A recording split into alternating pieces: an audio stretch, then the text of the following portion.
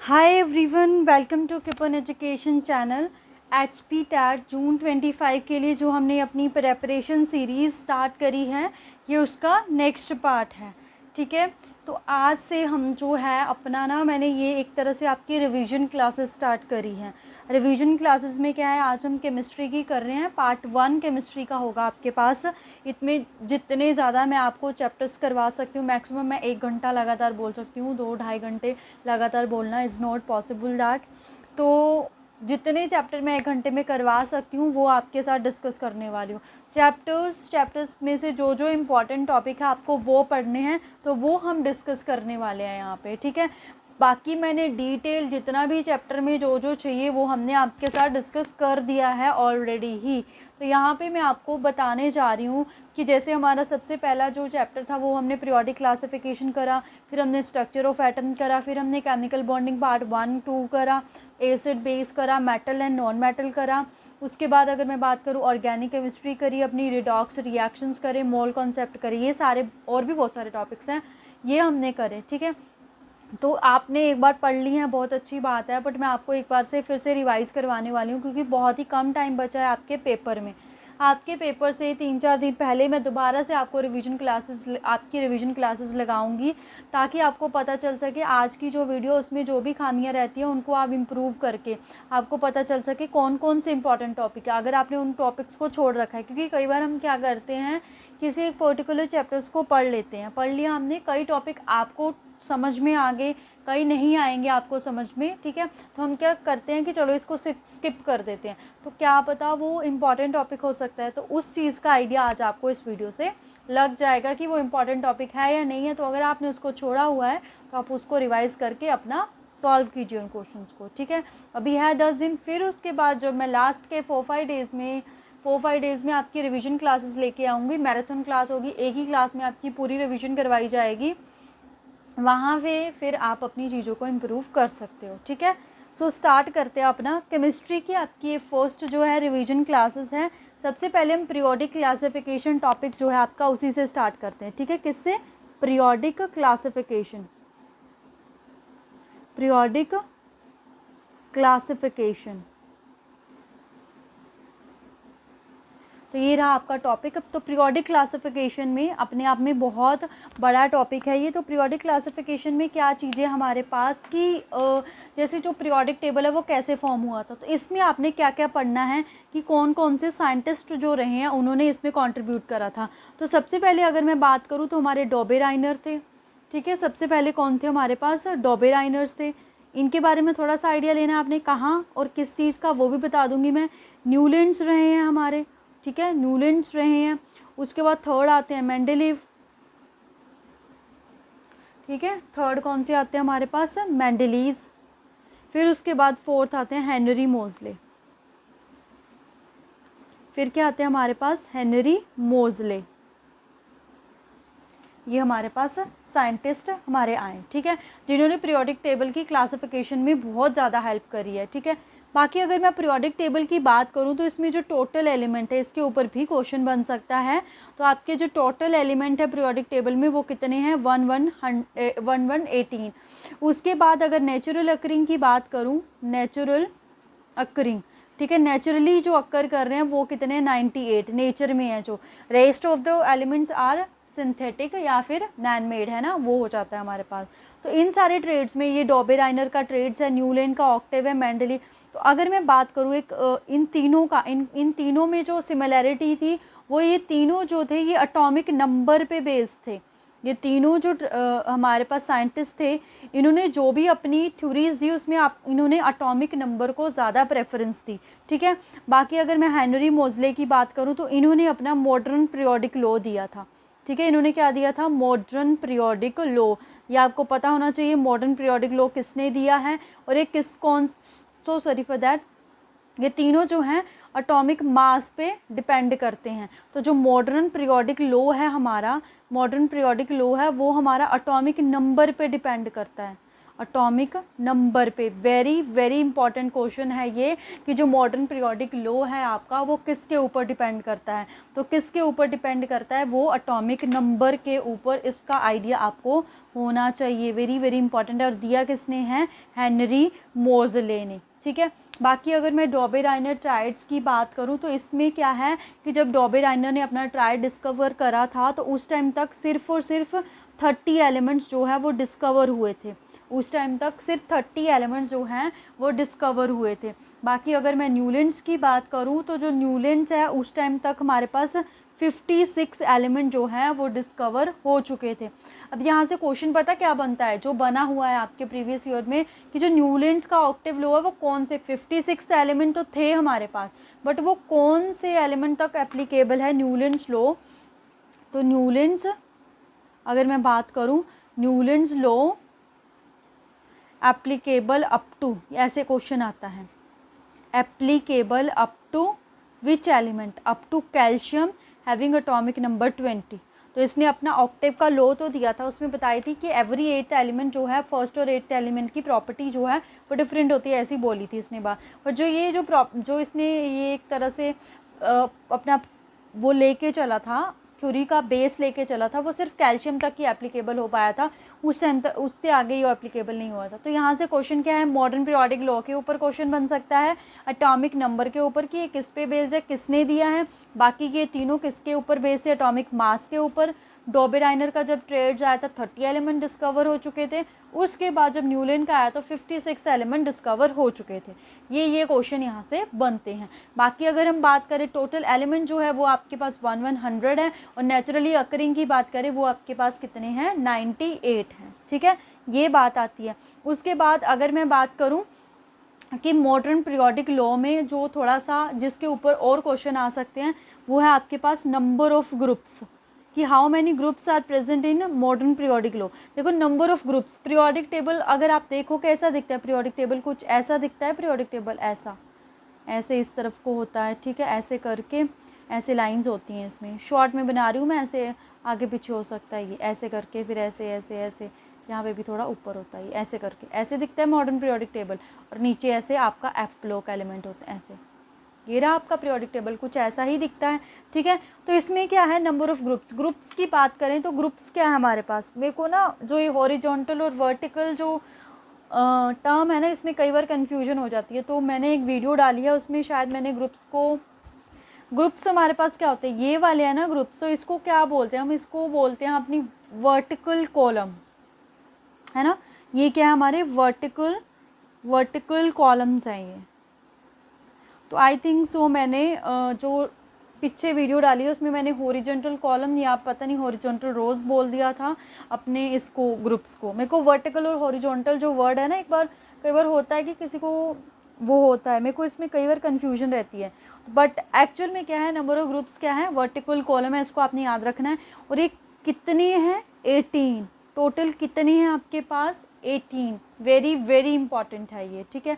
उसके बाद अगर मैं बात करूँ नंबर ऑफ पीरियड्स की, तो नंबर ऑफ पीरियड्स क्या है हमारे पास, इस तरफ को नंबर ऑफ पीरियड्स क्या है हमारे, इस तरफ को हॉरिजॉन्टल, तो इनको क्या बोलते हैं हम, हॉरिजॉन्टल रोज बोलते हैं इनको, ठीक है, क्या बोलते हैं, हॉरिजॉन्टल रोज। और ये हमारे पास कितने होते हैं, 7 हॉरिजॉन्टल रोज जो हैं जिनको पीरियड बोला जाता है वो होते हैं 7। तो यहीं से आपका ये छोटा सा, बिल्कुल ही छोटा सा पार्ट मैंने करवाया है आपको, यहाँ से कितने सारे क्वेश्चन फॉर्म्स हो सकते हैं, नंबर ऑफ ग्रुप्स पे, पीरियड्स पे, देन उसके बाद इनके जो लॉज हैं, ठीक है, मॉडर्न पीरियोडिक लॉ है, ये सारा। उसके बाद मोस्ट इम्पॉर्टेंट जो ये ग्रुप्स हैं, ठीक है, आपके पास जो ये मोस्ट इम्पॉर्टेंट जो आपके ग्रुप्स हैं, इनके ऊपर भी क्वेश्चन फ्रेम हो सकता है। इनके ऊपर कैसे क्वेश्चन फ्रेम हो सकता है, मैं यहाँ पे लिख रही हूँ आपका group number 1, group number 2, group number 15, group number 16, group number 17 and then group number 18। ये आपके पास ग्रुप्स हैं, इनके नेम के ऊपर क्वेश्चन ज़रूर आता ही आता है, चाहे मेडिकल हो चाहे नॉन मेडिकल हो। तो ग्रुप नंबर 1 का जो नाम है वो है आपके पास अल्कली मेटल, ठीक है, वो है अल्कली मेटल। ग्रुप नंबर 2 का जो नेम है वो है आपके पास alkaline earth metal, alkaline earth metal, very very important है ये। ग्रुप नंबर 15 है जो, इसका नाम होता है पी निकोजन, इसका नाम होता है पी निकोजन। ग्रुप नंबर 16 जो है इसका नाम होता है हमारे पास चैलकोजेंस, चैलकोजेंस। ग्रुप नंबर 17 है, इनका नाम होता है हमारे पास हैलोजेंस। ग्रुप नंबर 18 है, इनका नाम होता है हमारे पास noble gases. Zero group, zero group या फिर inert gases. Very very important terms है ये जो मैंने अभी आपके साथ डिस्कस करी हैं। दैट इज़ ग्रुप नंबर 1 को क्या बोलते हैं, ग्रुप नंबर 2 को क्या बोलते हैं, 15 को, 16 को, 17 को एंड देन 18 को। ये क्वेश्चन बहुत ही बार रिपीट होता है आपको, तो इन क्वेश्चंस को आपने रट लेना है। वेरी वेरी इंपॉर्टेंट है आपके लिए ये, ठीक है। बाकी अगर आपको ग्रुप्स का आइडिया लेना है कि ग्रुप्स के एलिमेंट्स को कैसे लर्न करते हैं, ठीक है, ये मैंने डिटेल वीडियो बनाई हुई है। एस ब्लॉक के अलग से, पी ब्लॉक के अलग से, डी ब्लॉक के अलग से, एफ ब्लॉक के अलग से, ठीक है। बाकी उनसे जो वो निमोनिक्स बनाए हैं, ट्रिक्स बनाए हैं, उनके नोट्स चाहिए तो जो मेरा टेलीग्राम चैनल बना हुआ है उसमें मैंने उसका PDF भी आपके साथ शेयर करा हुआ है, ठीक है। ये हो गया। उसके बाद आपको क्वेश्चन आ सकता है हाउ टू फाइंड ग्रुप और पीरियड ऑफ एन एलिमेंट, ठीक है। क्या क्वेश्चन हो सकता है, how to find group and period. आपको फाइंड करना है, कोई भी एलिमेंट दे दिया उन्होंने, कोई भी एलिमेंट हो सकता है कि वो कौन से ग्रुप में प्रेजेंट है या कौन से पीरियड में प्रेजेंट है उसके लिए। तो उसके लिए आपको इलेक्ट्रॉनिक कॉन्फ़िगरेशन का आइडिया होना चाहिए, तो वो मैं पहले सिखा चुकी हूँ, आई थिंक सो आपको आइडिया होगा। तो लेट्स से मैंने लिया सोडियम, सोडियम का एटॉमिक नंबर 11। अच्छे से केमिस्ट्री के सारे कॉन्सेप्ट करना चाहते हो तो 20 तक एटॉमिक नंबर अच्छे से लर्न कर लीजिए और उनकी इलेक्ट्रॉनिक कॉन्फ़िगरेशन को लिखना सीख लीजिए।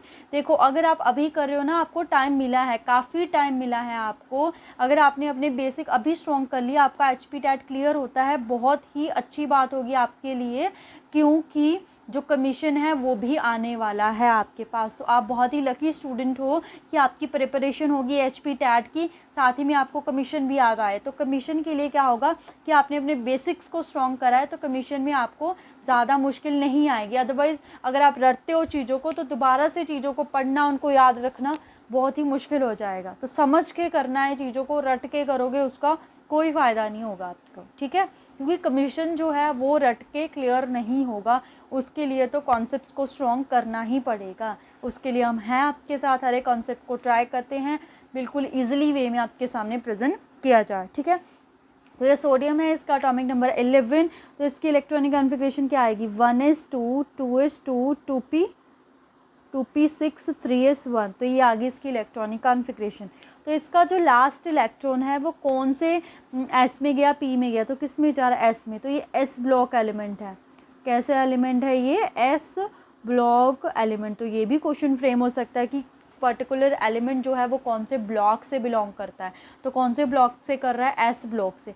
अब S ब्लॉक से, तो ये जिस ब्लॉक में गया है, ठीक है, उसका जो ये हमारे पास ये जो चीज़ है, इसको बोलते हैं हम बोलते हैं इसके N की वैल्यू, या इसको हम बोलते हैं वैलेंस शेल, ठीक है। N की वैल्यू हम बाद में देखते हैं कि N क्या है।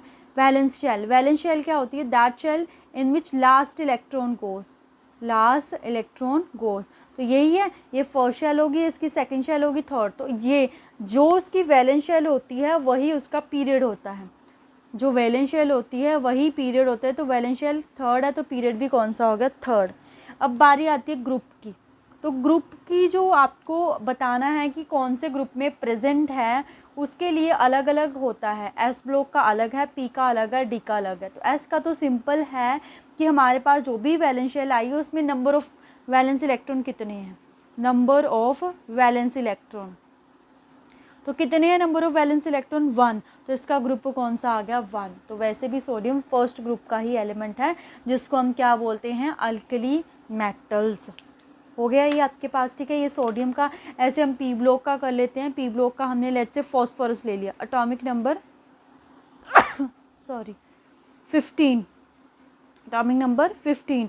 तो इलेक्ट्रॉनिक कॉन्फ़िगरेशन अगर मैं लिखूं तो वो क्या आ जाएगी, 1s2 2s2 2p6 3s2 3p3। तो ये इसके इलेक्ट्रॉनिक कॉन्फ़िगरेशन आ जाएगी। तो ये कैसा एलिमेंट हुआ, ये तो हमारे पास आया पी ब्लॉक एलिमेंट, ठीक है, ये हमारा पी ब्लॉक एलिमेंट आ गया। ओके, उसके बाद क्या है हमारे पास, पी ब्लॉक एलिमेंट हो गया। अब इसमें वैलेंस शेल कौन सी है, लास्ट जो शेल है वो कौन सी है, वो इसका पीरियड होगा। तो वो कौन सी है, वो इसकी थर्ड है, तो थर्ड क्या है इसमें, थर्ड इसका ग्रुप हो गया हमारे पास, नहीं थर्ड इसका पीरियड हो गया। अब बारी आती है ग्रुप की, अब बारी आती है हमारे पास ग्रुप की। तो इसके नंबर ऑफ़ वैलेंस इलेक्ट्रॉन हमने फाइंड करने हैं। तो इसको आप कैसे देखोगे, ये पी ब्लॉक है, ये थर्ड है, इसमें 3 है, तो 3 इसमें वैलेंस इलेक्ट्रॉन है, नहीं इसमें वैलेंस इलेक्ट्रॉन ये है इसकी वैलेंस शेल, ये भी तो थर्ड ही है, ये भी थर्ड है, तो दोनों के इलेक्ट्रॉन काउंट करें कितने आगे 5। तो जब भी आपके पास पी ब्लॉक होगा, number of valence electron count करें, उसमें 10 प्लस कर दो, तो 10 प्लस में 5 कितना आ जाएगा 15। तो ये 15th ग्रुप का एलिमेंट है, जिसको क्या बोलते हैं, पी निकोजन। देखो कैसे याद रख सकते हो, 15th ग्रुप का पहला एलिमेंट नाइट्रोजन है, तो जैन लगा हुआ है तो पी निकोजन इसका नाम हो जाएगा। वैसे तो चैल्कोजन में भी ऐसा ही है, पर पी निकोजन एन आ रहा है ना, तो वहाँ से याद रखा जा सकता है कि ये नाइट्रोजन वाले ग्रुप को किया जाता है, ठीक है। उसके बाद क्या है हमारे पास, उसके बाद है डी ब्लॉक एलिमेंट। तो डी ब्लॉक एलिमेंट का कैसे, हम स्कैंडियम ले लेती हूँ, ठीक है। स्कैंडियम क्या होता है, Z में 21, स्कैंडियम का एटॉमिक नंबर है हमारे पास 21। तो इसकी अगर मैं शॉर्ट में लिख रही हूँ, शॉर्ट में कैसे लिखते हैं, पिछली वीडियोज़ में आप देख सकते हो। तो इसकी होती है हमारे पास 4s2 3d1, 4s2 3d1, ठीक है। सबसे पहले बात आती है इसके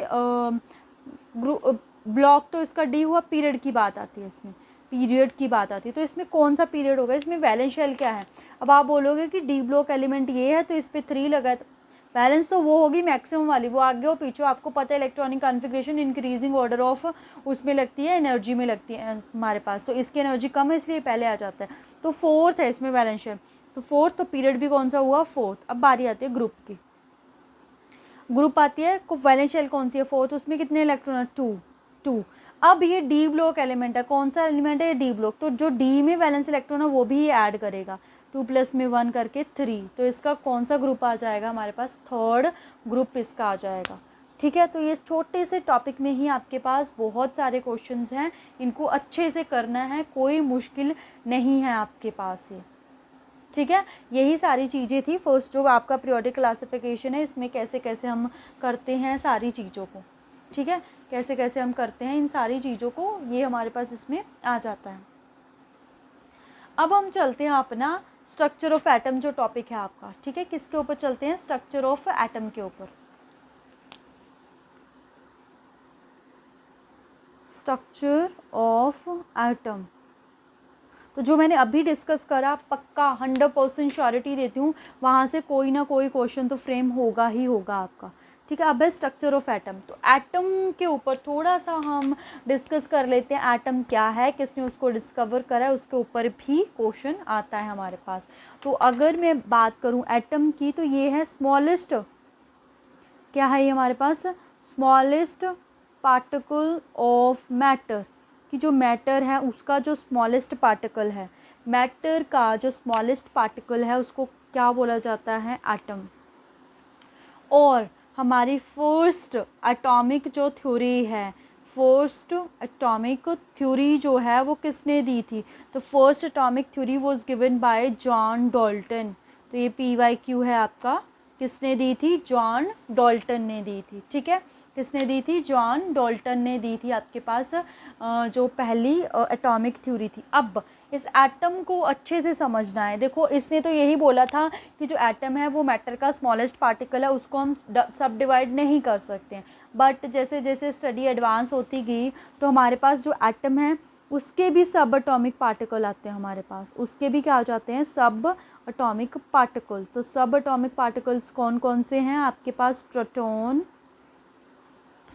कौन कौन से आपके पास, protons, neutrons and electrons, proton, neutrons and electrons. ये भी आपका PYQ है कि जो सब एटॉमिक पार्टिकल होते हैं 3, वो कौन कौन से हैं, तो प्रोटॉन पता होना चाहिए, 3 होते हैं, प्रोटॉन, न्यूट्रॉन एंड इलेक्ट्रॉन्स, ठीक है।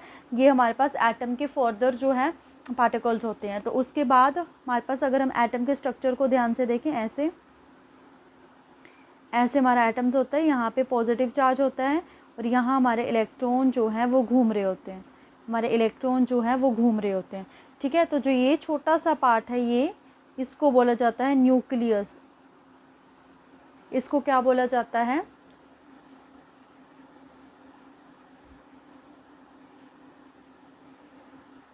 इसको बोला जाता है न्यूक्लियस। ठीक है, न्यूक्लियस। अब क्वेश्चन ये बनता है कि न्यूक्लियस की डिस्कवरी किसने करी है? तो इसकी जो डिस्कवरी करी है वो करी है हमारे पास रदरफोर्ड ने। इसके ऊपर भी क्वेश्चन आता है, फादर ऑफ न्यूक्लियस किनको बोला जाता है? रदरफोर्ड को। ठीक है, इंपॉर्टेंट है, अच्छे से इसको याद कर लेना है आपने। उसके बाद अब न्यूक्लियस में क्या क्या प्रेजेंट है हमारे पास, इसके ऊपर भी क्वेश्चन आता है कि न्यूक्लियस में क्या क्या चीज़ें प्रेजेंट है। तो न्यूक्लियस पे क्योंकि पॉजिटिव चार्ज है तो इसमें प्रोटॉन तो प्रेजेंट होगा ही। उसके बाद साथ में यहाँ पे प्रेजेंट होता है न्यूट्रॉन्स। साथ में क्या होता है? न्यूट्रॉन्स। और अगर हम शेल की बात करें, बाहर जो हमारे पास शेल है वहाँ पे क्या घूम रहे हैं? हमारे इलेक्ट्रॉन्स। वहाँ पे क्या घूम रहे हैं? हमारे इलेक्ट्रॉन्स, जो कि नेगेटिवली चार्ज होते हैं, और जो प्रोटॉन्स हैं वो हमारे पास पॉजिटिवली चार्ज होते हैं। तो अगर मैं चार्ज की बात करूँ, दोनों पे चार्ज होता है 1.6 × 10⁻⁻⁹ कूलम इस पे चार्ज होता है। ठीक है, अभी अगर मास की बात करूँ, वेरी वेरी इंपॉर्टेंट क्वेश्चन है, इसको अच्छे से सुनना है आपने, कि जो मास ऑफ इलेक्ट्रॉन होता है हमारे पास is approximately 1/1800 times of mass of protons. Mass of protons कि जो हमारे पास, ये बहुत इंपॉर्टेंट क्वेश्चन है, ये आता है क्वेश्चन कि जो इलेक्ट्रॉन का मास है वो हमारे पास प्रोटॉन के मास का 1/1800 टाइम्स है, विच मीन्स कि जो मास ऑफ इलेक्ट्रॉन है वो very very very very less than है मास ऑफ प्रोटॉन। इसी वजह से, क्योंकि इलेक्ट्रॉन का मास कम है, वो क्या होंगे हमारे पास? मास कम है तो ये लाइट वेट होंगे। क्या होंगे हमारे पास? ये लाइट वेट होंगे। तो ये जो है ये मूव करते हैं, प्रोटॉन अपनी जगह पे ही रहते हैं हमारे पास।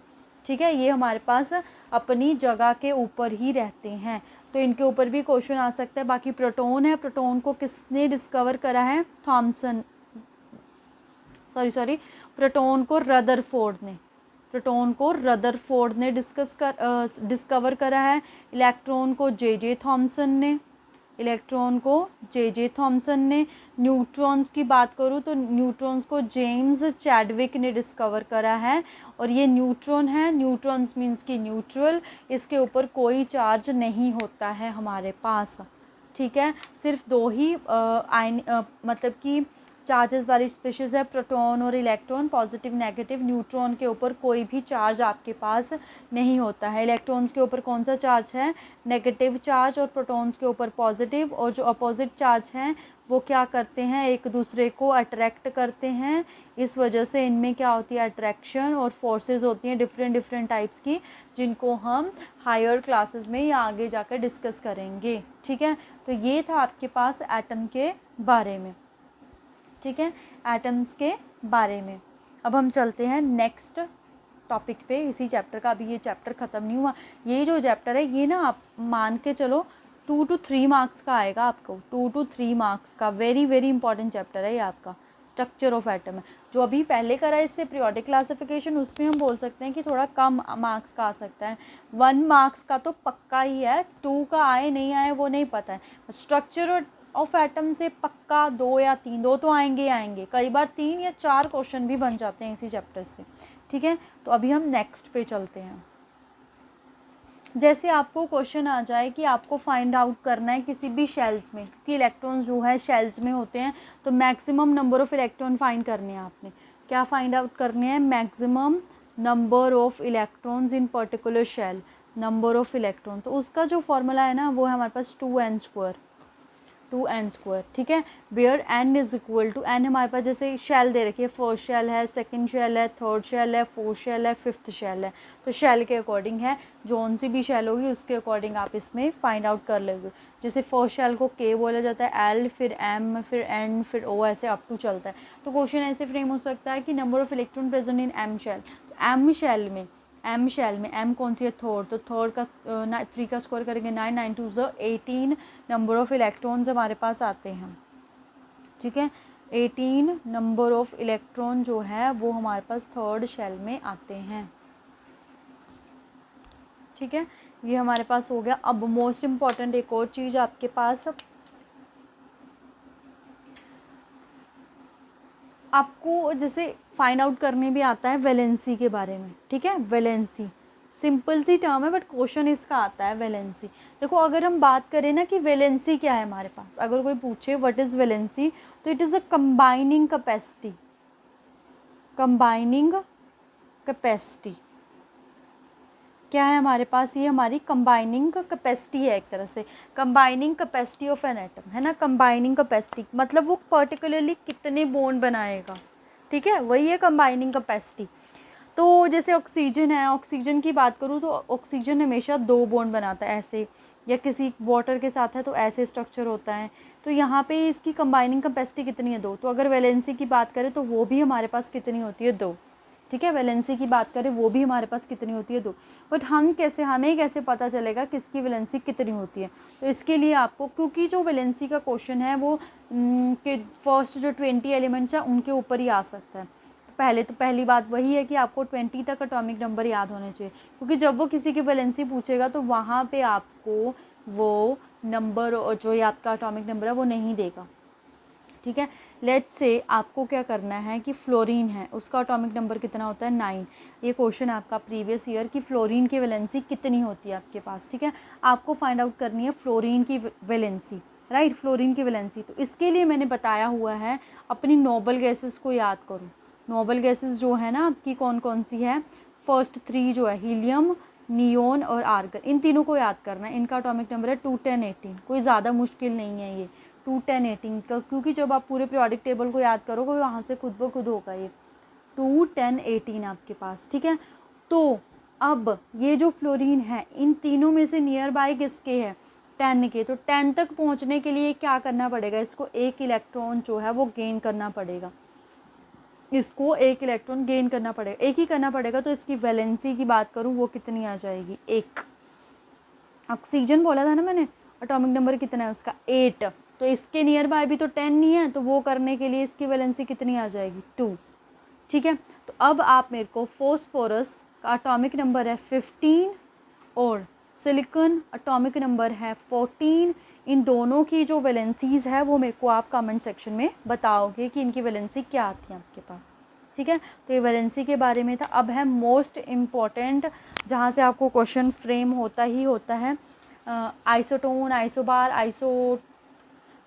आइसोटोप होते हैं, आइसो इलेक्ट्रॉनिक होते हैं, ये हम टॉपिक करने वाले हैं। तो पहले हम समझेंगे अपना, इस कॉन्सेप्ट को समझना है आपने कि व्हाट इज़ एटॉमिक नंबर, कि एटॉमिक नंबर क्या है, जिसको हम Z से डोनेट करते हैं, और यहाँ पे हम मास नंबर को लिख लेंगे। यहाँ पे हम किसको लिख लेंगे, मास नंबर को, जिसको हम A से डोनेट करते हैं, ठीक है, इसको हम A से डोनेट करते हैं। तो हमने ना लेट्स से सोडियम ही लिया, उसका एटॉमिक नंबर कितना है, 11। इसका मतलब क्या है, हमारे पास एटॉमिक नंबर है 11, तो विच मीन्स कि इसमें जो नंबर ऑफ़ प्रोटॉन्स है ना हमारे पास, नंबर ऑफ़ प्रोटॉन्स वो 11 है।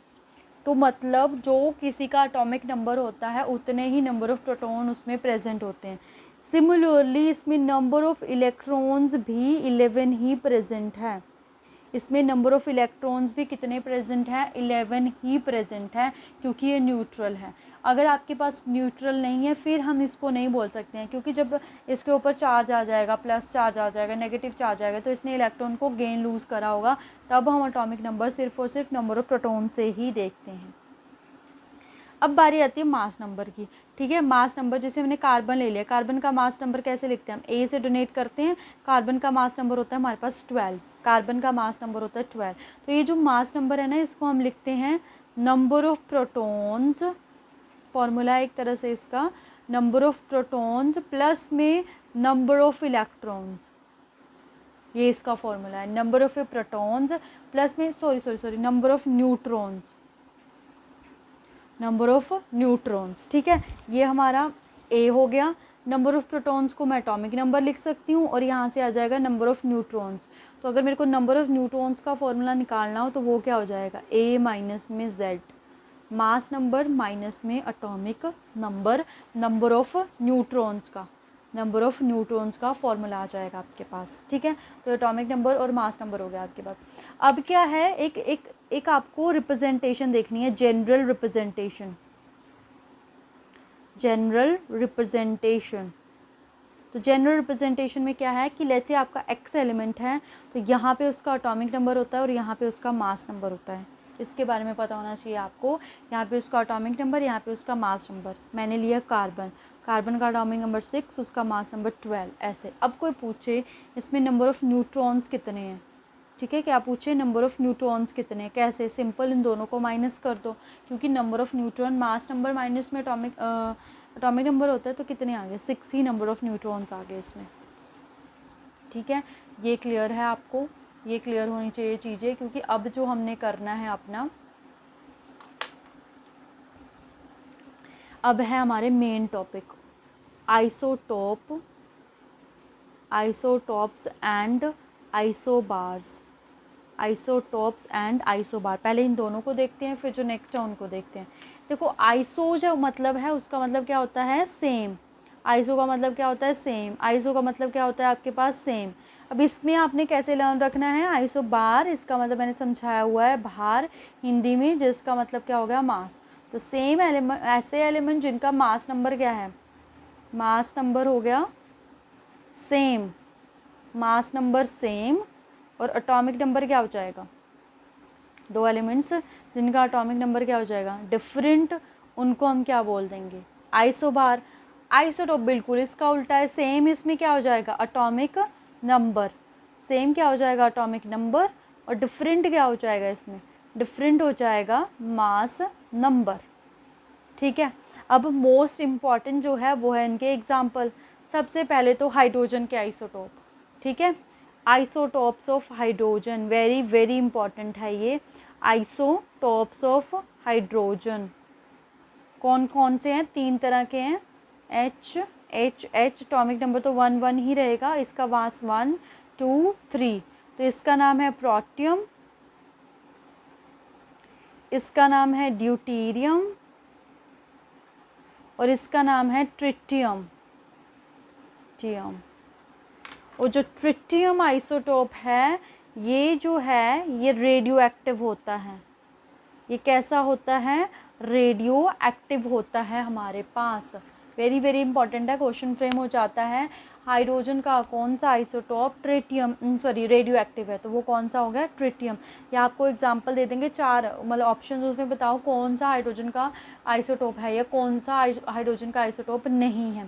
ठीक है, एक आइसोटोप का क्वेश्चन ये आता है कि कैंसर ट्रीटमेंट में, कैंसर ट्रीटमेंट में कौन से एलिमेंट के आइसोटोप यूज़ होते हैं, तो वो है हमारे पास कोबाल्ट। ठीक है, कौन से हमारे पास, कोबाल्ट। तो इनके ऊपर भी क्वेश्चन, ये क्वेश्चन बहुत बार स्पेशली मेडिकल के पेपर में बहुत बार आया हुआ है आपके पास। ठीक है, अब यहाँ पे आता है आइसोबार, इसके एग्जांपल ले लेते हैं हम। जैसे मैंने लिखा नाइट्रोजन एंड कार्बन C12, ये C13 ले लेती हूँ मैं, यहाँ पे आ जाएगा 7, यहाँ पे 14। अब देखो इनका एटॉमिक नंबर तो सेम नहीं है, यहाँ पे था ना ये हाइड्रोजन वाला, atomic number 1, atomic number 1, atomic number 1, इसीलिए आइसोटोप थे, बट मास नंबर 1 2 3 डिफरेंट है। इन दोनों में देखो, नहीं ये तो नहीं हो गया, sorry sorry sorry sorry sorry sorry, isobar का एग्जाम्पल ये भी नहीं, आइसोबार का एग्जाम्पल ये है हमारे पास, कैल्शियम 20 40, पोटाशियम 90 40, ये हमारे पास आइसोबार का एग्जाम्पल।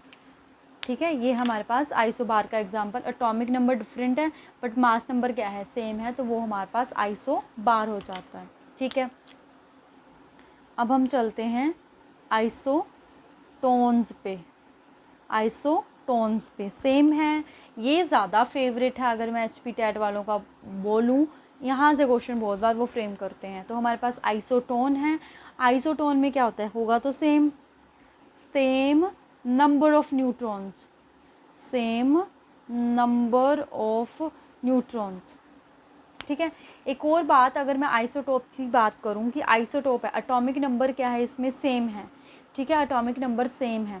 तो इनकी अगर मैं बात करूँ, ये भी क्वेश्चन होता है हमारे पास कि जो आइसोटोप है ना, isotope have different physical property, different physical property, कि इनकी जो फिजिकल प्रॉपर्टी है वो डिफरेंट होती है, और जो केमिकल प्रॉपर्टी है वो क्या होती है, सेम।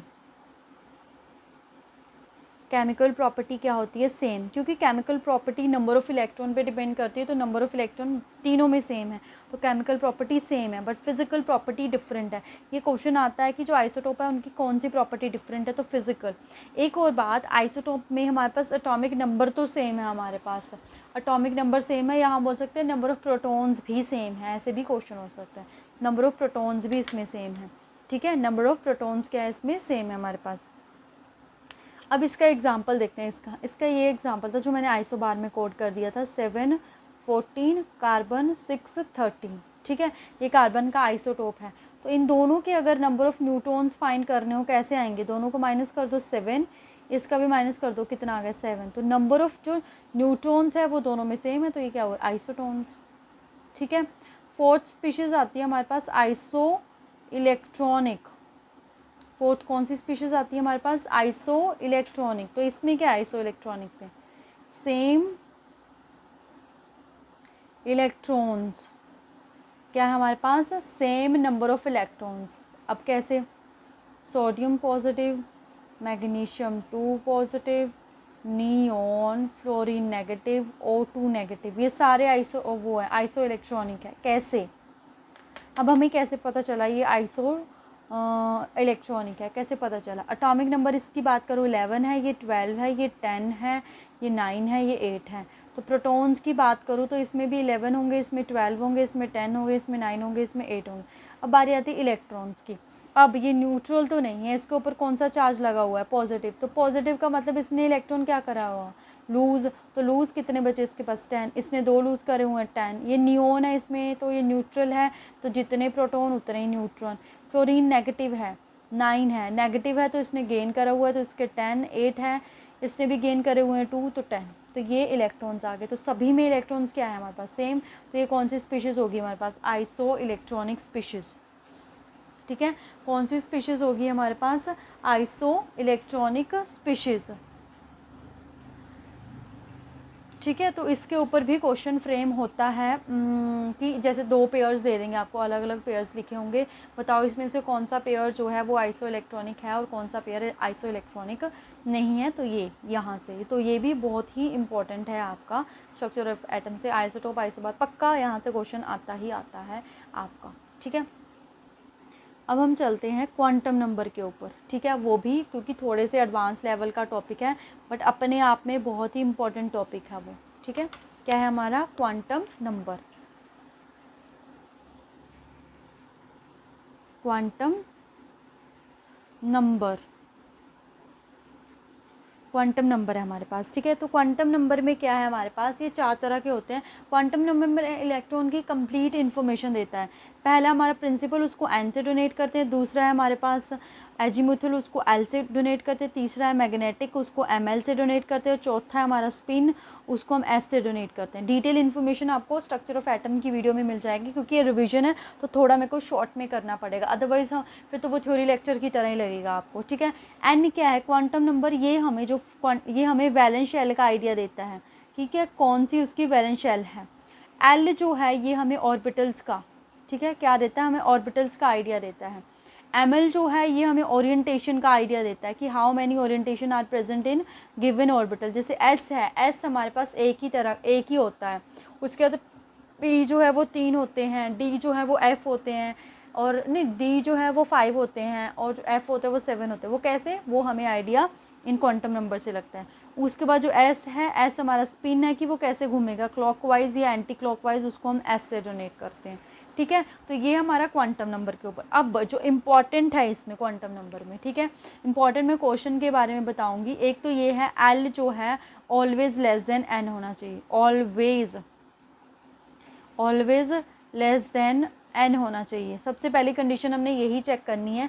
जब भी आपको 4 सेट दे रखे हैं, आपने क्वांटम नंबर बताना है कौन सा पॉसिबल है। तो देखो कहीं पे भी n की वैल्यू सेम या n से बड़ी तो नहीं है, तो जहाँ पे भी n की वैल्यू n से सेम और बड़ी होगी l से, वहाँ पे हम क्या कर देंगे, l की वैल्यू, नोट n की वैल्यू, l की वैल्यू सेम और ग्रेटर तो नहीं है n से। अगर ऐसा होता है तो वो ऑप्शंस अपने आप कट हो जाएंगे। उसके बाद ml की बारी आती है, तो ml जो है वो हमारे पास जो भी l की वैल्यू होगी -l से लेकर के +l तक ही वैल्यू होगी। फॉर एग्जांपल l की वैल्यू -2 है आपके पास, ठीक है, l की वैल्यू कितनी है, 2 है, तो ml की जो वैल्यू है -2, -1, 0, 1, 2 ही हो सकती है, -3 +3 नहीं हो सकती हैं। ऐसा होता है तो वो गलत होगा, ठीक है। उसके बाद ये तो यही है, और l की वैल्यू अगर हम लिखें 0, 1, 2, 3 ऐसे, ये फॉर s, ये p, ये d, ये f के लिए होती है, ठीक है। इसमें हमारे पास कैसे कैसे क्वेश्चन फ्रेम हो सकते हैं वो मैं डिस्कस करती हूँ आपके साथ, ठीक है। जैसे ये थोड़ा सा स्पेस ना यहाँ पे बचा हुआ है, यहाँ पे करती हूँ।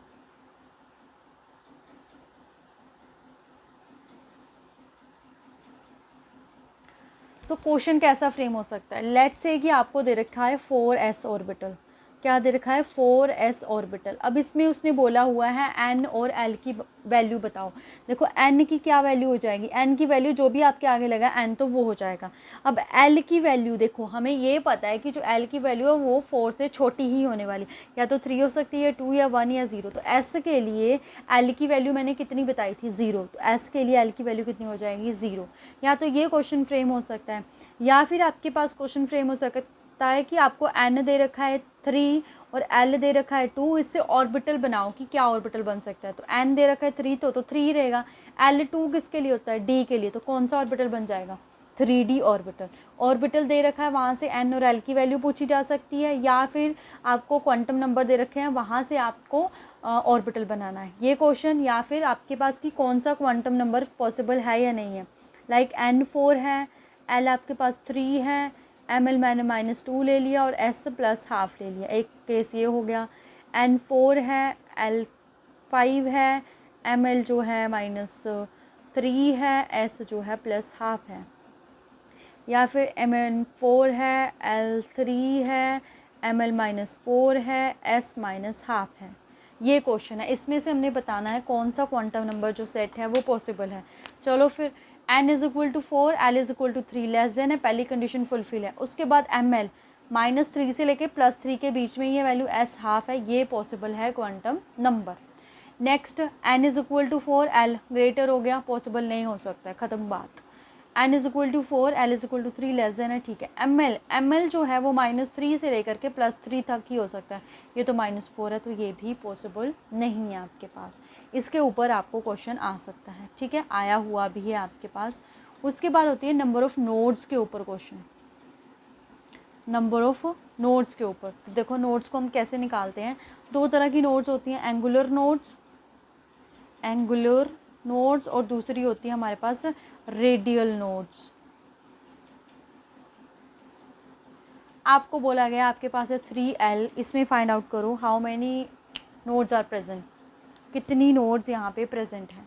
तो एंगुलर नोड तो हमारी जो भी l की वैल्यू होगी वही हमारी एंगुलर नोड होगी। सॉरी यहाँ l नहीं, यहाँ मैंने p ले लिया, 3p लिया, तो p के लिए l की वैल्यू कितनी होती है, 1, तो एंगुलर नोड तो एक ही प्रेजेंट है। अब बारी आती है रेडियल नोड्स की, तो रेडियल नोड का फॉर्मूला है n माइनस में l, रेडियल नोड का फॉर्मूला है n माइनस में l। तो n कितना है हमारे पास 3 और l कितना है हमारे पास 1, तो कितनी आ गई 2।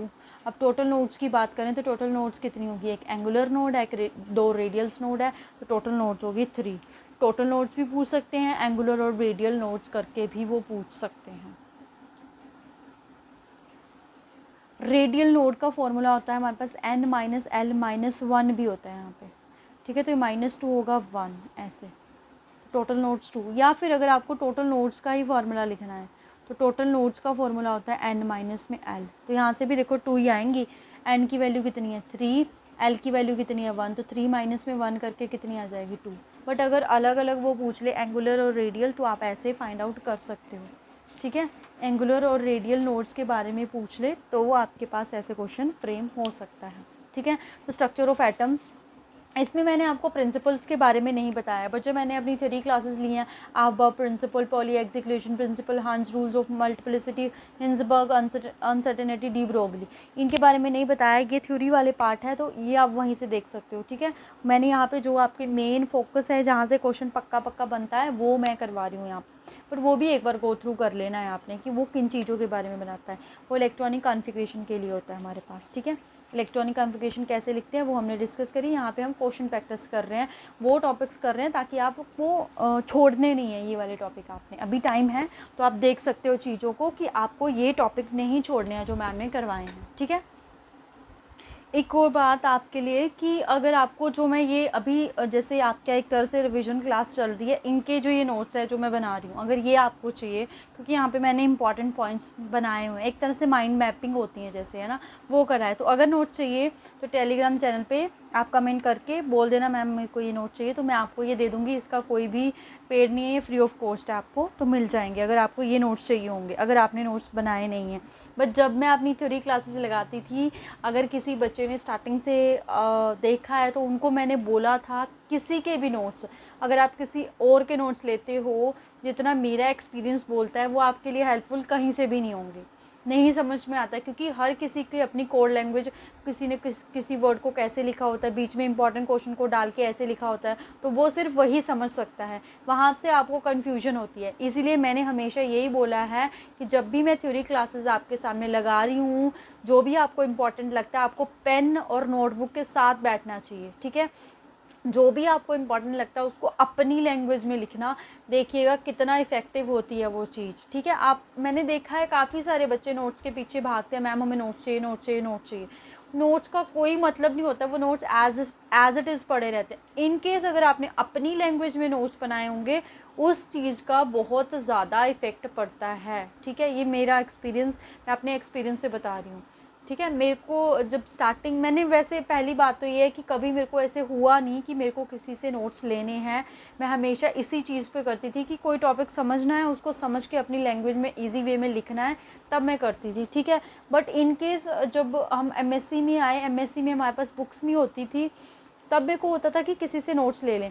पर जब मैंने किसी से एक बार अपने जैसे किसी सीनियर्स से नोट्स लिए, मैंने देखा, वहाँ से मैं समझ गई थी किसी के नोट्स लेके कोई फ़ायदा नहीं है, बेटर है बुक लो, वहाँ से आप पढ़ोगे, बहुत ज़्यादा वो चीज़ आपके सामने उभर के आती है, वो ज़्यादा इफ़ेक्टिव लगती है वो चीज़। ठीक है, बट आपको बुक से पढ़ने की ज़रूरत नहीं है। ठीक है, तो आप क्या कर सकते हो, आपको तो मैं एज इट इज़ कि आपको बुक्स की रिक्वायरमेंट ही ना पड़े वैसे करवाया जाता है, बट आपको उसको अपनी लैंग्वेज में लिखना है। लिखना, जब तक आप लिखने की आदत नहीं डालोगे, किसी भी पेपर को क्लियर करना आसान नहीं है। आपको ऐसे लगता है कि एचपी टैट के जो पेपर का लेवल है वो कोई हाई लेवल नहीं है हमारे पास। सेम मेरे को भी, जब मैं फ़र्स्ट टाइम प्रेपरेशन स्टार्ट करी थी, मेरे को भी ऐसे ही लगता था एचपी टेबल के, क्योंकि जब मैंने नेट की प्रिपरेशन करके फिर मैं एचपी टैट मैंने दिया था, तो मेरे को लगता था ये तो कोई बहुत ही आसान सा पेपर है। बट नहीं, जब तक आप किसी भी, क्योंकि मेरे जो फर्स्ट अटेम्प्ट था उसमें मेरे 89 मार्क्स आए थे, मैं पढ़ के गई थी, पर मेरे को लगता है आप 80 से 90 के बीच में ही रहोगे अगर आप बिना पढ़े, सीरियस होके नहीं पढ़ पाओगे। मेरे को तो इतना ही लगता है, जैसे ही आपने कोई सीरियसनेस दिखाई, आपके स्कोर तभी 90 प्लस जाएंगे। ठीक है, तो थोड़ी सी सीरियसनेस इसमें, थोड़ी ज़्यादा सीरियसनेस नहीं चाहिए जो ज़्यादा बड़े बड़े कॉम्पिटिटिव एग्ज़ाम में चाहिए, थोड़ी सी सीरियसनेस चाहिए आपको, आराम से ये पेपर हो जाएगा। ठीक है, हम तो सिर्फ आपको मटेरियल प्रोवाइड करवा सकते हैं, लेक्चर्स दे सकते हैं, इंपॉर्टेंट क्वेश्चंस के बारे में बता सकते हैं, करना जो सीरियसनेस है वो आपकी तरफ से होनी चाहिए, तभी पेपर क्लियर होता है। ठीक है, बहुत सारे बच्चों के हुए हैं, मैंने 2 सेशन मतलब मैंने जून 24 से स्टार्टिंग करवाई थी, तो जून 24 के टाइम भी बहुत सारे बच्चों के हुए हमारे चैनल से, नवंबर में भी हुए हैं। ये नहीं कि मैं खुद को अप्रिशिएट करूं, ऐसा कुछ नहीं है। अगर अप्रिसिएशन की बात होती तो मैं चैनल पे वैसी कोई वीडियो अपलोड करती नहीं, ऐसा कुछ नहीं है। बच्चों के खुद से मैसेज होते हैं कि मैम आपका चैनल बहुत हेल्पफुल रहा था, तो आप भी एक बार तैयारी करके देखिए, आपके लिए ज़रूर हेल्पफुल रहेगा। ठीक है, ये तो होगी इधर उधर की बातें। हम अपने नेक्स्ट टॉपिक पे चलते हैं, जो कि वेरी वेरी इंपॉर्टेंट टॉपिक है। तो वो हमारे मतलब टॉपिक या चैप्टर जो है वो हमारी आज की रिवीजन क्लासेस का लास्ट जो है वो पार्ट होगा। ठीक है, क्या है आपके पास, trends in atomic, trends in periodic table, note मेरे को एटॉमिक टेबल बोल दिया मैंने, पीरियोडिक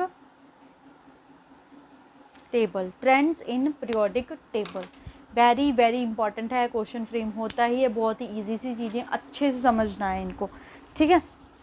चलो फिर समझते हैं। इनको समझने के लिए पहले एक छोटा सा कॉन्सेप्ट लेते हैं हम, ठीक है। एक होता है कैटायन, ठीक है, एक होता है कैटायन और एक होता है हमारे पास अनायन। अगर आपको इनके बारे में पता है, वेरी गुड, नहीं पता है तो मैं बता देती हूँ।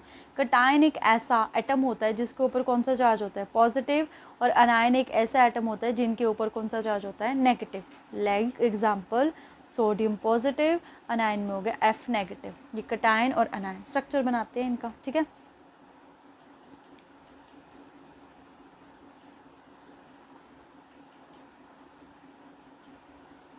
देखो अब पहले मैंने ना सोडियम सिंपल लिया जिसका एटॉमिक नंबर है आपके पास 11, यहाँ पे मैंने लिया सोडियम कैटायन, उसका भी एटॉमिक नंबर 11, ये एटॉमिक नंबर में तो कोई चेंज नहीं होने वाला है।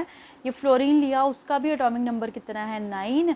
ये मैंने F नेगेटिव लिया, इसका एटॉमिक नंबर कितना है, 9, ठीक है। इसमें कोई चेंजेस नहीं होने वाले एटॉमिक नंबर में। अभी हम पढ़ के आए हैं, पॉजिटिव नेगेटिव कुछ भी आता रहे, एटॉमिक नंबर तो नंबर ऑफ प्रोटॉन्स पे प्रेजेंट में होता है, वो तो सेंटर में पड़ा है, उसको कोई इफेक्ट नहीं पड़ता है। ओके, बात आती है नंबर ऑफ़ प्रोटॉन्स की। नंबर ऑफ़ प्रोटॉन्स कितने हैं यहाँ पे, 11। अब नंबर ऑफ़ इलेक्ट्रॉन्स की बात करूँ वो भी कितने, 11, ठीक है।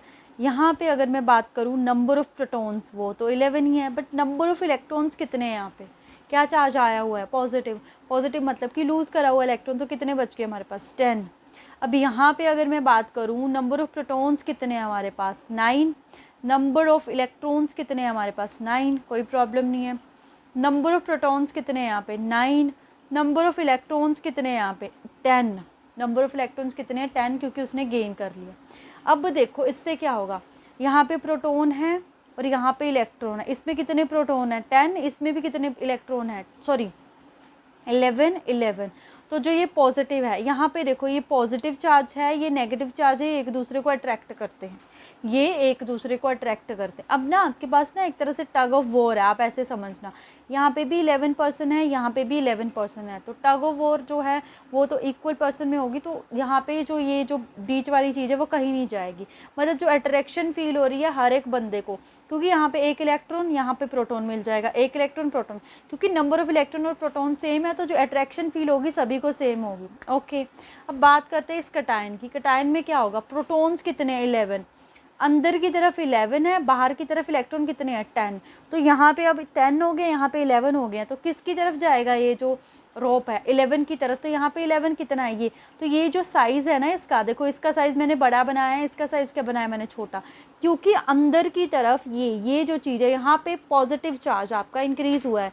अगर पॉजिटिव चार्ज इंक्रीज़ हुआ है तो वो अंदर की तरफ श्रिंक करेगा, ठीक है। यहाँ पे क्या, पॉजिटिव चार्ज को हम बोलते हैं न्यूक्लियर पे जो चार्ज है, न्यूक्लियस पे जो चार्ज है वो इंक्रीज़ हुआ है। तो अगर वो इंक्रीज़ हुआ है उसकी वजह से क्या होगा, ये अंदर की तरफ अट्रैक्ट करेंगी आपकी चीज़ें, अंदर की तरफ क्या करेंगी, अट्रैक्ट। उसी की वजह से इसका जो साइज़ है वो छोटा हो जाता है, इसका बड़ा। अब अनायन में देखो क्या हुआ है, अनायन में यहाँ तो सेम ही है, सेम ही अट्रैक्शन रही। इस पर क्या हुआ है कि जो प्रोटॉन्स है वो 9 है, इलेक्ट्रॉन 10 हो गए। अब बाहर की तरफ, तो ये बाहर की तरफ अट्रैक्ट होगा, तो ये क्या होगा, बाहर की तरफ अट्रैक्ट होगा रेदर देन अंदर की तरफ, ठीक है। ये क्या होगा, बाहर की तरफ अट्रैक्ट होगा हमारे पास, तो इसका साइज़ क्या हो जाएगा, बड़ा।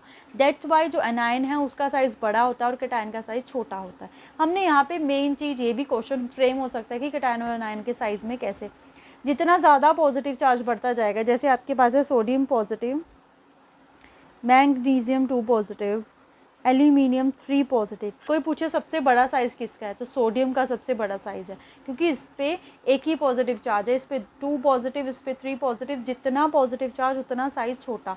और अगर हम नेगेटिव चार्ज की बात करें, O2 negative then N3 negative, तो इसमें सबसे बड़ा साइज़ इसका होगा, क्योंकि नेगेटिव चार्ज जितना ज़्यादा होगा साइज़ उतना बड़ा होगा, ठीक है। हमने यहाँ पे क्या देखा कि एक एटम होता है, ऐसे हमारे पास एटम है, इसमें यहाँ पॉजिटिव चार्ज है, यहाँ पे इलेक्ट्रॉन है, और इसमें होती है अट्रैक्शन, और अट्रैक्शन पे डिपेंड करता है साइज़ का। तो हमने ये चीज़ देख लिया, अट्रैक्शन पे, अट्रैक्शन ज़्यादा होगी, देखो अगर अट्रैक्शन ज़्यादा होगी अंदर की तरफ तो साइज़ क्या करता है, डिक्रीज़। अगर अट्रैक्शन कम होगी तो साइज़ इंक्रीज़ करता है। अगर ये चीज़ समझ में आ गई तो आप हर एक कॉन्सेप्ट को ईजिली जो है वो आप क्या कर लोगे, एक्सप्लेन कर दोगे। ठीक है, यहाँ पे थोड़ा सा मैं पीरियोडिक टेबल को बनाती हूँ क्योंकि उसी से समझ में आएगा। ऐसे ऐसे करके, ठीक है, ये पीरियोडिक टेबल है। अब ये जो है, ये जो चीज़ है, ये हमारी ग्रुप कैसे चलता है, ऐसे नीचे की तरफ। ठीक है, उसके बाद हमारा पीरियड आता है, तो पीरियड कैसे चलता है, इस तरफ। ठीक है, ये जो है ये पीरियड है हमारा। इसमें हमने साइज़ को देखना है। कोई भी ग्रुप उठा लो, ग्रुप नंबर 15 उठा लिया मैंने, नाइट्रोजन, न्यूज़पेपर आज सब बिका ना, आज सब बिका, तो ये इसकी निमोनिक्स है। नाइट्रोजन एटॉमिक नंबर कितना है इसका, 7। फॉस्फोरस एटॉमिक नंबर कितना है इसका, 15। तो इसकी अगर मैं इलेक्ट्रॉनिक कॉन्फ़िगरेशन लिखूं, देखो नाइट्रोजन की इलेक्ट्रॉनिक कॉन्फ़िगरेशन है 1s2 2s2 2p3। अगर मैं इसकी लिखूं, इसकी हो जाएगी आर्गन नहीं, नियोन, शॉर्ट में कैसे लिखते हैं, 3s2 3p3। अब देखो इसमें नंबर ऑफ शेल कितनी थी, 2। इसमें नंबर ऑफ शेल कितनी आ गई है, कौन सी आ गई, वैलेंस शेल 3rd।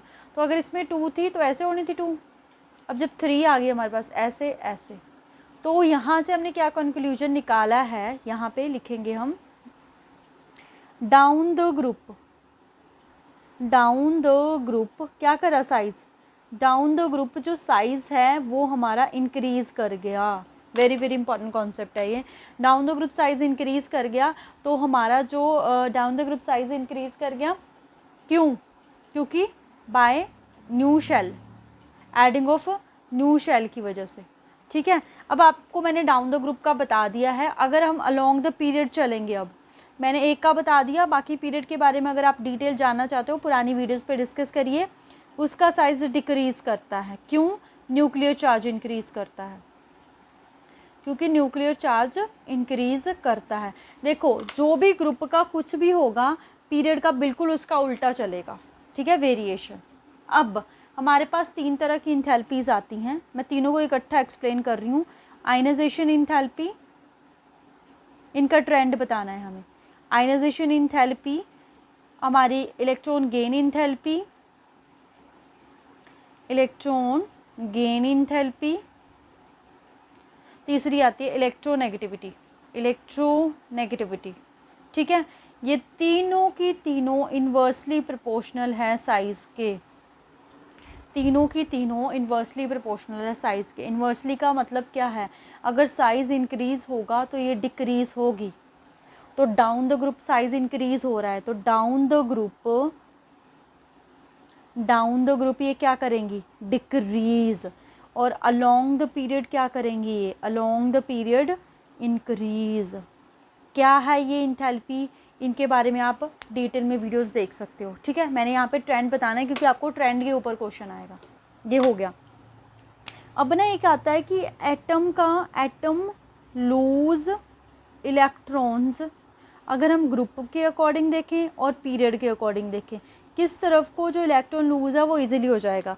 देखो ग्रुप की तरफ साइज़ क्या हो रहा है, बड़ा, इसकी तरफ क्या हो रहा है, पीरियड की तरफ साइज़ हो रहा है छोटा। ओके, अब इसका इलेक्ट्रॉन यहाँ पे पड़ा है, इसका इलेक्ट्रॉन यहाँ पे पड़ा है, तो इसमें तो अट्रैक्शन बहुत ज़्यादा है, इसमें जो पॉजिटिव चार्ज है वो बहुत इसके क्लोज है, तो ये क्या बाहर जाएगा, नहीं जाएगा। तो यानी कि अलोंग द पीरियड जो एबिलिटी होती है टू लूज़ इलेक्ट्रॉन वो डिक्रीज़ करती है, और डाउन द ग्रुप क्या कर जाएगी, इंक्रीज़ कर जाएगी। ठीक है, डाउन द ग्रुप क्या कर जाएगी, हमारे पास डिक्रीज़ कर जाएगी। ठीक है, ये है इसके बारे में। और एक बार ना कई बार ये क्वेश्चन आता है कि जो लोएस्ट आयनाइजेशन इंथैल्पी होती है, ये बहुत बार रिपीट हुआ है क्वेश्चन, लोएस्ट आयनाइजेशन इंथैल्पी किसकी होती है, हाईएस्ट किसकी होती है। तो लोएस्ट बात करें हमारी अल्कली मेटल्स की होती है, किसकी होती है, अल्कली मेटल्स की होती है। और हाईएस्ट बात करें तो हमारे पास नोबल गैसेस की होती हैं। ठीक है, नोबल गैसेस की होती है हमारे पास। और एक बात हमारे पास ये आता है कि मोस्ट इलेक्ट्रोनेगेटिव एलिमेंट, इसके ऊपर आता है मोस्ट इलेक्ट्रोनेगेटिव एलिमेंट कौन सा है हमारे पास, इसके ऊपर आता है। या फिर मोस्ट जो हमारे पास इलेक्ट्रॉन गेन इंथैल्पी होती है, हाईएस्ट, दिख रहा है ना आपको, हाईएस्ट इलेक्ट्रॉन गेन इंथैल्पी जो होती है, इलेक्ट्रॉन गेन इंथैल्पी जो होती है वो किसकी होती है, ठीक है। तो मोस्ट इलेक्ट्रोनेगेटिव एलिमेंट है हमारे फ़ोन से हमने याद करा हुआ है, फॉस्फोरस, ऑक्सीजन एंड नाइट्रोजन, यानी कि sorry for that, phosphorus not, fluorine, fluorine की सबसे ज़्यादा। और इलेक्ट्रोनेगेटिविटी और इलेक्ट्रॉन गेन इंथैल्पी क्लोरीन की, वेरी वेरी इंपॉर्टेंट है, इसमें बच्चों को कन्फ्यूजन होती है, इसको अच्छे से याद रखना है, ठीक है। क्वेश्चन ऐसे आता है कि फ्लोरीन और क्लोरीन है, ऑक्सीजन और सल्फ़र है, ठीक है। इनका साइज़ तो बड़ा हो गया, अगर साइज़ बड़ा हो गया तो इसकी तो कम होनी चाहिए, पर रिपल्शन की वजह से इन दोनों की, क्लोरीन की और सल्फ़र की, अपना जो फर्स्ट एलिमेंट है उससे क्या होती है, ज़्यादा होती है हमारे पास, ठीक है। ये एक चीज़ होगी। एक पीरियोडिक टेबल में आता है हमारा मेटालिक करैक्टर, क्या आता है, मेटालिक करैक्टर। तो मेटालिक करैक्टर क्या होता है कि जितना, how easily electron lose, how easily electron lose, कोई कितना जल्दी इलेक्ट्रॉन लूज करता है वो उतना ज़्यादा मेटालिक होता है। तो हमने इलेक्ट्रॉन लूज का जो है वो देखा, ग्रुप की down the group electron losing जो पावर है वो इंक्रीज़ करती है, विच मीन्स जो डाउन द ग्रुप है मेटालिक करैक्टर इंक्रीज़ करता है। और अगर हम अलोंग द पीरियड चलेंगे, अलोंग द पीरियड चलेंगे तो साइज़ डिक्रीज़ करता है। तो साइज़ क्या करता है हमारे पास, डिक्रीज़ करता है, साइज़ नहीं, मेटालिक करैक्टर क्या करता है, डिक्रीज़ करता है, ठीक है। तो ये था आपका पार्ट 1, जो भी आपके इम्पॉर्टेंट इन टॉपिक्स में से जो भी इम्पॉर्टेंट टॉपिक थे वो मैंने डिस्कस करे आपके साथ। अगर कोई भी आपने टॉपिक अभी भी छोड़ा हुआ है, अभी भी टाइम है आपके पास, तो सारे टॉपिक्स जो हैं उनको अच्छे से रिवाइज़ कर लीजिएगा। आज के लिए इतना ही, बहुत ही जल्दी नेक्स्ट वीडियो में मिलेंगे। Thank you so much, happy learning.